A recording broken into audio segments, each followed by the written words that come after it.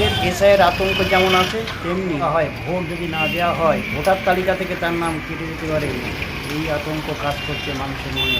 প্রত্যেক ভোটাররা চেষ্টা করছেন ভোট দিতেই হবে, ভোট যদি না দেওয়া যায় হয়তো আগামী দিন ভোটার তালিকা থেকে নাম কেটে দিতে পারে।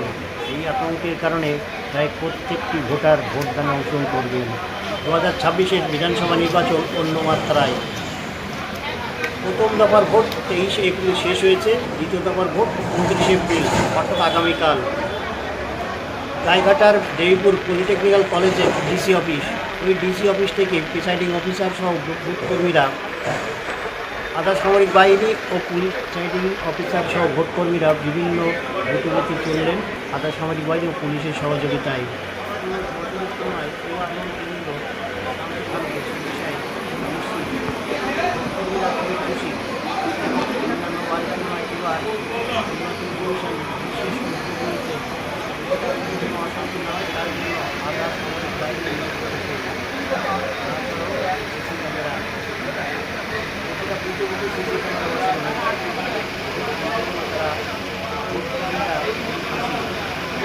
দায়িত্ব নিয়ে কাজ করতে পারবেন সে বিষয়ে নিশ্চিত।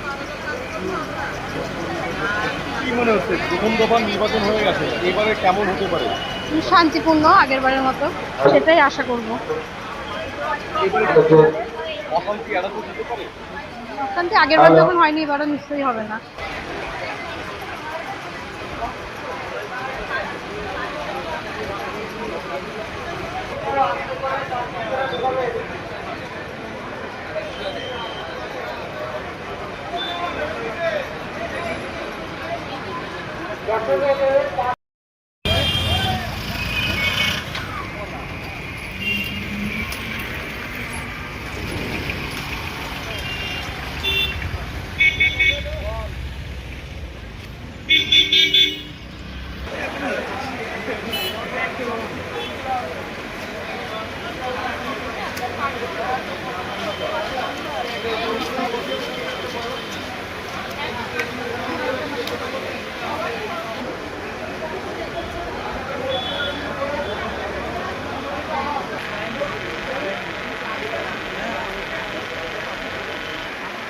দেখুন, এবারের নির্বাচন যতদূর দেখতে পাচ্ছি, বিশেষ করে ফার্স্ট ফেজ যেটা হয়েছে সেই তুলনায় নির্বাচন নো ডাউট আশা করি সুষ্ঠুভাবেই হচ্ছে, এবং যেটা ফার্স্ট ফেজ দেখে বোঝা যাচ্ছে, এবং আগামীকাল সেকেন্ড ফেজ বা শেষ দফা আছে, এটাও আশা করি সুষ্ঠুভাবেই হবে।